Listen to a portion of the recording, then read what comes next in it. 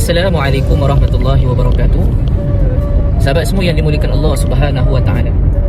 Bagaimana kita nak merasai kemanisan dalam melakukan ketaatan kepada Allah Subhanahu wa taala?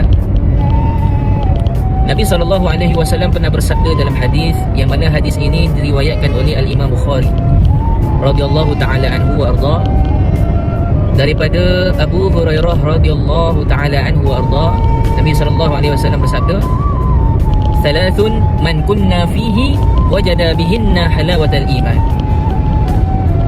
Ada tiga perkara ni kalau kita ada dalam diri kita, maka kita akan merasai kemanisan dalam beriman dan melakukan ketaatan kepada Allah Subhanahu wa taala.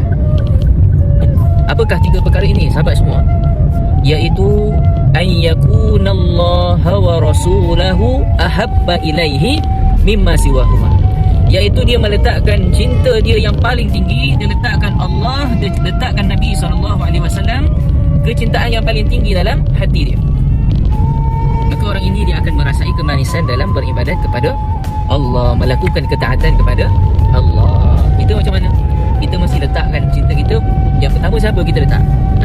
Ada tak orang yang mampu meletakkan cinta dia yang pertama, yang paling tinggi dalam hati dia adalah cinta kepada Allah dan cinta kepada Rasulullah SAW. Kemudian barulah mak ayah kita, anak kita, kan, dan sebagainya.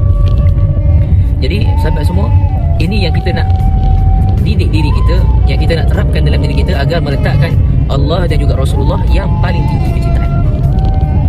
Ini terbukti melalui para sahabat Nabi SAW radhiyallahu anhum ajma'in, yang mana antaranya adalah Sayyidina Bilal bin Rabah. Sayyidina Bilal bin Rabah ini, kita tahu bahawa beliau ini merupakan hamba, seorang hamba, dan beliau ini seorang yang berkulit hitam. Ketika beliau memasuki agama Islam, beliau dipaksa untuk keluar daripada agama Islam oleh tuannya.